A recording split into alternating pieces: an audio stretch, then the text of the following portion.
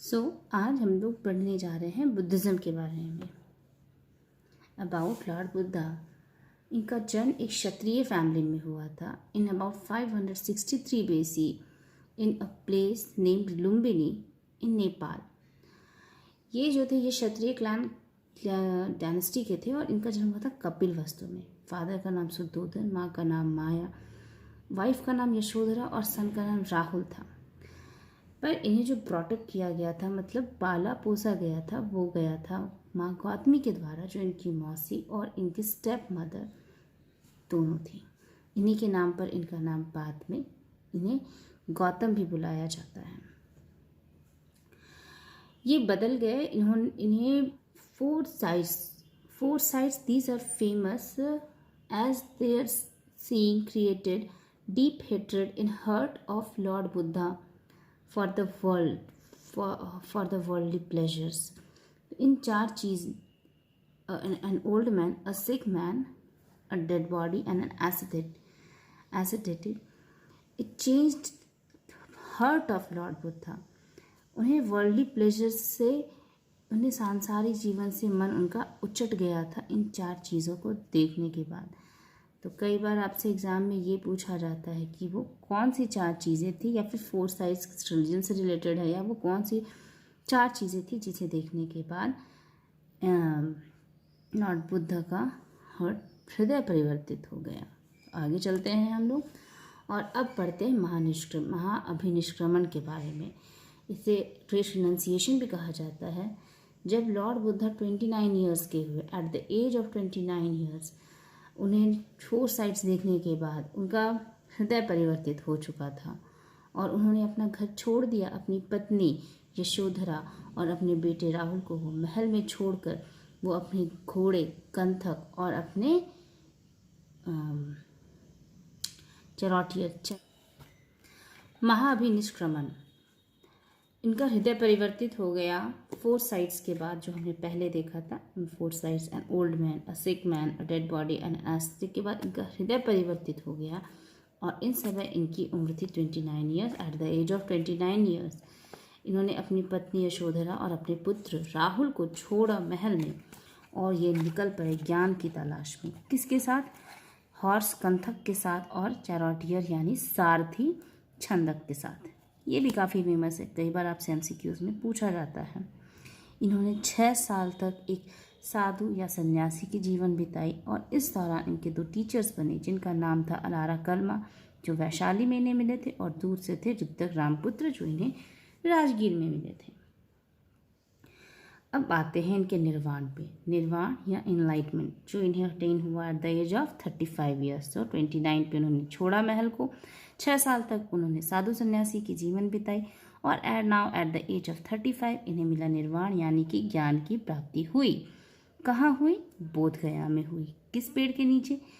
इन्हें एक वट वृक्ष के नीचे, एक बरगद के पेड़ के नीचे बोध गया में ज्ञान की प्राप्ति हुई, जहाँ आज महाबोधि का टेम्पल बना हुआ है और आज भी पूजा किया जाता है। ये बुद्धिस्ट के कुछ इम्पॉर्टेंट प्लेस जो है उनके वर्शिप के उनमें से एक आता है। ये बहुत इंपॉर्टेंट प्लेस है टूरिज्म का इंडिया के लिए और बिहार के लिए स्पेशली। और इस निर्वाण के बाद यानी एनलाइटमेंट के बाद, ज्ञान प्राप्त करने के बाद ये जाने गए नाम से। किस नाम से?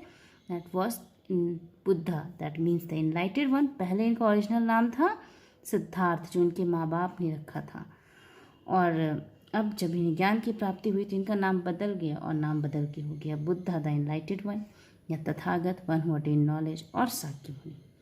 आगे चल, अब हम पढ़ते हैं धर्मचक्र परिवर्तन के बारे में। धर्मचक्र परिवर्तन उस इवेंट को कहा जाता है जब उन्होंने जो अपनी ज्ञान प्राप्ति की थी उसे जब दुनिया को बताने लगे थे, समाज को बताने लगे थे, इस इवेंट को कहा जाता है धर्मचक्र परिवर्तन।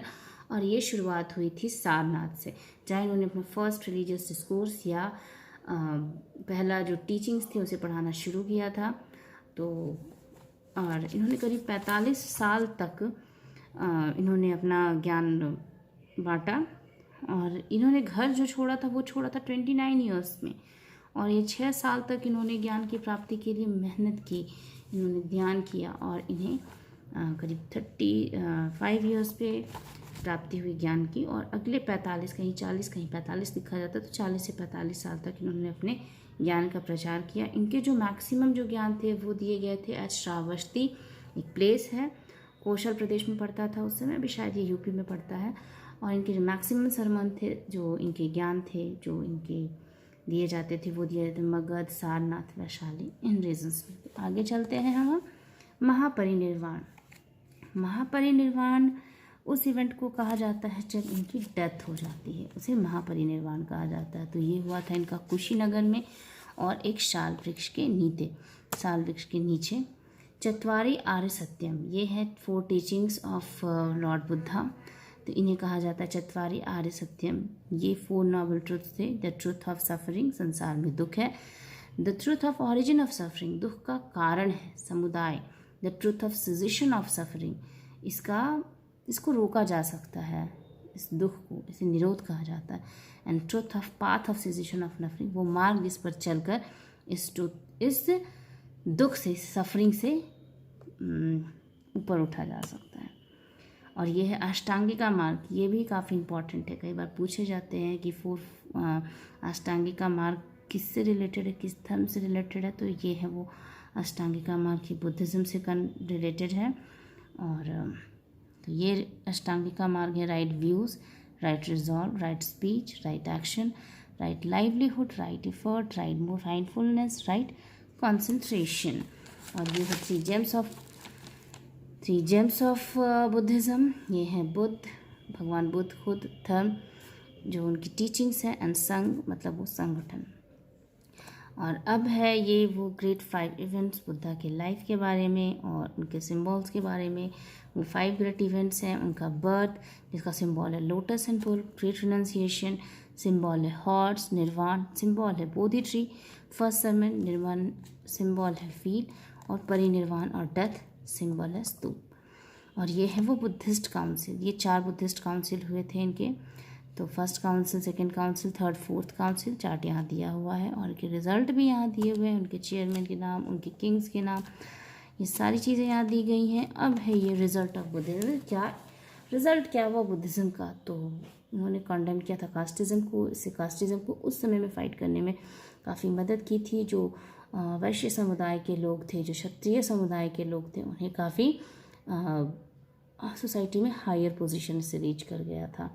इन्होंने कॉमन लैंग्वेज, जो कॉमन पीपल के लैंग्वेज थे, पाली और प्राकृत, उनके डेवलपमेंट में भी हेल्प किया, क्योंकि इनकी जो लैंग्वेज, जो इनका मीन्स ऑफ कम्युनिकेशन था, जिस माध्यम से ये लोगों को ज्ञान दिया करते थे वो, और या इनके जो लिटरेचर थे वो मोस्टली पाली और प्राकृत लैंग्वेज में थे, जो उसमें कॉमन पीपल लैंग्वेज थे। It help in development of sculpture and architecture. बहुत सारे केव्स हैं, बहुत सारे स्कल्पचर हैं, बहुत सारा आर्किटेक्चर है, स्तूप, विहार, केव्स एटसेट्रा। जो उसका जो रिजल्ट था बुद्धिज़्म के बुद्धिज़्म रिलीजन से इंस्पायर्ड था, इसलिए बुद्धिज़्म ने इंडियन आर्किटेक्चर और स्कल्पचर के डेवलपमेंट में भी हेल्प किया। इन्होंने पॉपुलराइज किया आइडल वर्शिप को। इनफैक्ट जो फर्स्ट आइडल वर्शिप जो माना जाता है कि किसी देवी देवता की पूजा की जाती थी एज मूर्ति पूजन जो पहली बार किया जाता था, वो लॉर्ड बुद्धा से किया, वो लॉर्ड बुद्धा थे। और इन्होंने हमारे फॉरेन रिलेशंस को भी इंक्रीज़ किया, क्योंकि हमारे देश में तो अगर आप फॉरेन कंट्री की बात कर ले, चाहे वो कोरिया हो, जापान हो, श्रीलंका हो, आज भी बुद्धिज़्म वहाँ का इम्पॉर्टेंट रिलीजन है। तो इन्होंने हमारे जो बुद्धिज़्म का प्रसार था, ये दूसरे देश में भी हुआ। तो इस तरह से जो बुद्धिज़्म था वो उन्होंने हमारे फॉरेन रिलेशंस को भी इम्प्रूव किया, और इसने हमारे पॉपुलर किया हमारे इंडियन कल्चर को, हमारे जो कल्चर थे उसे भी इस रिलीजन के माध्यम से प्रसिद्धि हुआ। तो ये था मेरा आज का वीडियो। अगर आपको ये वीडियो यूज़फुल लगा और इसके कंटेंट पसंद आए, तो ऐसे और भी वीडियोस देखने के लिए मेरे चैनल को सब्सक्राइब कीजिए और वीडियो को लाइक और शेयर ज़रूर कीजिए। Thank you.